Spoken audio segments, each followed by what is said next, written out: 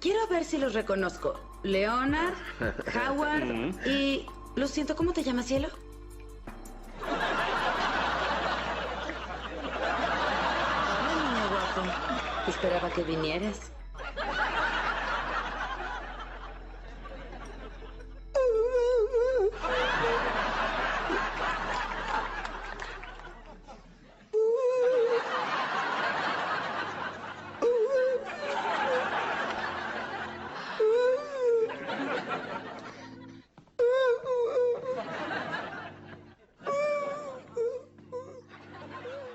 Bienvenidos, en esta ocasión vamos a hablar de este rasgo característico de Ra's. Para quienes no han visto esta comedia, Ra's es un personaje, o Rajesh, es un personaje que presenta esta característica de no poder hablar con las mujeres. Esta situación pues genera bastantes situaciones cómicas en la serie, y en esta ocasión Ra's es quien nos servirá para ejemplificar un tipo de trastorno de ansiedad conocido como mutismo selectivo, ¿vale? Entonces, continuando, pues Ra's es una persona que no puede relacionarse con las mujeres mediante el lenguaje hablado. Esto debido a un alto grado de ansiedad que le genera relacionarse con ellas. Además, también se presenta una característica muy especial de Ra's, que es que sí puede comunicarse con las mujeres cuando se encuentra bajo los efectos de alguna sustancia inhibidora, como puede ser algún tipo de medicamento experimental que vimos en algún episodio, o por lo general mediante el consumo de bebidas alcohólicas. Esto de algún modo evidencia que cuando se encuentra bajo los efectos de estas sustancias inhibidoras, la ansiedad disminuye o se vuelve de algún modo más manejable, por llamarlo de alguna manera, y esto le permite hablar con las mujeres cuando se encuentra bajo el efecto de estas sustancias, ¿no? Continuaremos comentando que los trastornos de ansiedad presentan como característica miedo y ansiedad excesivos. Esto es bien importante, me gustaría resaltar el adjetivo excesivo, porque tener miedo o ansiedad por un peligro o amenaza real, como a un perro que nos ladra, o atravesar alguna calle oscura y solitaria, o ver alguna araña, una serpiente, etc., eso no es un miedo excesivo o irracional. Esos son miedos totalmente normales y totalmente justificados. No representan algún tipo de fobia o algún tipo de trastorno, pues un peligro o riesgo es real cuando se presenta de este modo. Eso es importante a la hora de tratar de comprender lo que es el miedo y la ansiedad excesivos en una persona con trastorno de mutismo selectivo, ¿no? Entonces, continuamos con el concepto de que el miedo es una respuesta emocional totalmente natural y evolutiva y nos ayuda a sobrevivir. No es algo de algún modo negativo. Es una respuesta a una amenaza inminente, ya sea real o incluso una amenaza imaginaria, por ejemplo, ver una película de terror o tener alguna pesadilla, ¿no? Para la mente se presenta real, ¿no? Mientras que la ansiedad es una respuesta a una amenaza futura. Esa sería la principal diferencia entre miedo y ansiedad. El miedo es una respuesta a una amenaza real que se percibe como real, y la ansiedad sería el miedo a una amenaza futura que todavía no está presente, ¿vale? También cabe señalar que la ansiedad es una respuesta adaptativa que también nos prepara para sobrevivir, ya sea atacando, defendiéndonos o escapando ante el peligro. El problema que se presenta en la ansiedad es solamente cuando aparece en forma desproporcionada o prolongada en exceso. Esto da como consecuencia que se produzca algo que se conoce como trastornos de ansiedad, de los que ya hemos estado hablando, entre los cuales se presenta el mutismo selectivo, que es lo que le aqueja a nuestro querido personaje Ra's de la serie The Big Bang Theory. Bueno, pues muchos trastornos de ansiedad se desarrollan en la infancia y pueden continuar si no se tratan adecuadamente. Por ejemplo, en el caso de los niños con el mutismo selectivo, este trastorno puede tener una duración más corta y no necesariamente perdurar hasta la vida adulta, como en el caso de Rush, que en él sí perdura hasta la adultez. Algunas características que presentan las personas con mutismo selectivo son la dificultad o la incapacidad para hablar en diversas situaciones sociales en las que se presenta la expectativa de hablar. Por ejemplo, en la escuela o en el trabajo. Y aquí es importante señalar que esta incapacidad no tiene nada que ver con alguna función motora o alguna función neurológica que esté dañada, sino que tiene que ver con causas psicopatológicas, ¿sí? Además, otro detalle interesante es que a pesar de que la persona habla normalmente en situaciones comunes, por ejemplo con su familia, el mutismo se presenta cuando es indispensable que hable, como en la escuela o en el trabajo, o en el caso de Rush, que normalmente se ve como habla incluso hasta con su mamá, pero con mujeres desconocidas se aparece este trastorno del mutismo, ¿no? Y estas personas suelen presentar una gran dificultad para hablar en la escuela o el trabajo, lo que tiene consecuencias muy importantes en su desempeño, ya sea laboral o académico, o incluso en el afectivo social, ¿no? Como vemos con Rush, que ve una mujer con la que podría establecer una relación amorosa y pues se ve truncada por esta incapacidad de relacionarse con ella mediante el lenguaje hablado, ¿no? Las personas con mutismo selectivo generalmente no inician el diálogo con los otros o no responden cuando les hablan. Esta falta de discurso sucede tanto en la relación con niños como con adultos.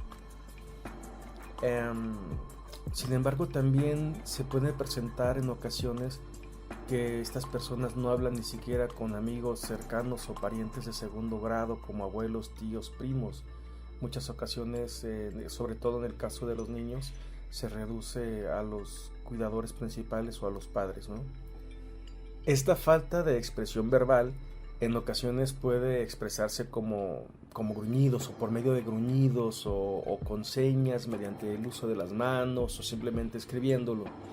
Cualquier herramienta que les permita permanecer sin expresarse de modo oral. Esto es como una especie de defensa.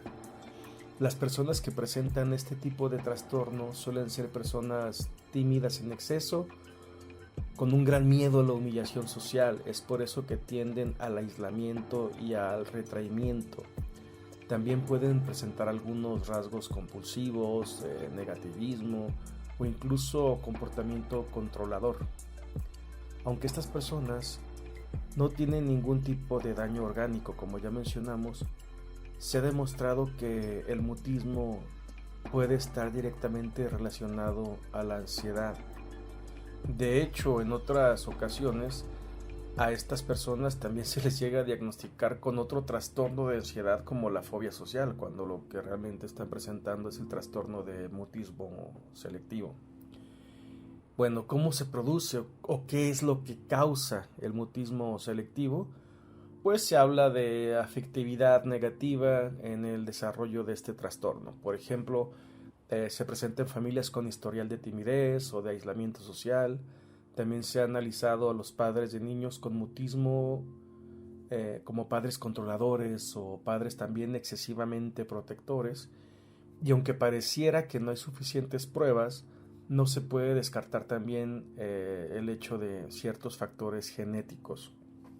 Por ejemplo, hay un estudio que se hizo con 99 familias que demostró que un gen podría estar involucrado en el mutismo selectivo y en ciertos rasgos de ansiedad social. De este modo, en general, la evidencia que existe en relación con la etiología o las causas que producen el mutismo son diversas. Así como pueden ser genéticas, también hablamos del temperamento o pueden ser también cuestiones ambientales o algún tipo de factor que intervenga en el neurodesarrollo incluso. De este modo, y aún así con todas estas evidencias y con las diversas teorías explicativas con las que contamos actualmente, no se logra dar una respuesta totalmente satisfactoria en cuanto al origen y al tratamiento del mutismo selectivo. Es por eso que también se propone un análisis desde una perspectiva psicodinámica. Desde esta perspectiva se analiza cómo se construye el individuo en su propio desarrollo y cómo se va relacionando con el otro. Winnicott nos menciona que para que se presente este proceso de desarrollo de manera adecuada, es necesario un buen holding, un handling y una correcta presentación de objeto, ¿vale? Tiene que haber un holding, handling y presentación de objeto. ¿Qué es el holding? Bueno, el holding, según Winnicott, no es otra cosa que el buen sostén materno. Esto es, que se integren dos procesos fundamentales en el niño. Uno es que lo abracen, que lo tomen, que lo carguen, que las experiencias instintivas sean satisfechas de manera efectiva también. Las experiencias instintivas son el hambre, la sed, la incomodidad, etc. Así que ya sabemos, ¿no? Si tenemos un bebé del cual nos hacemos cargo o tenemos un hijo, hay que darle un buen holding, hay que abrazarlo, hay que tomarlo con cuidado, con cariño, hay que satisfacerle bien su hambre, su incomodidad, hay que tener un buen holding con el niño. Esto también se continúa en el handling, que es el manejo. Esto es el modo en que la madre realiza una contención en el niño.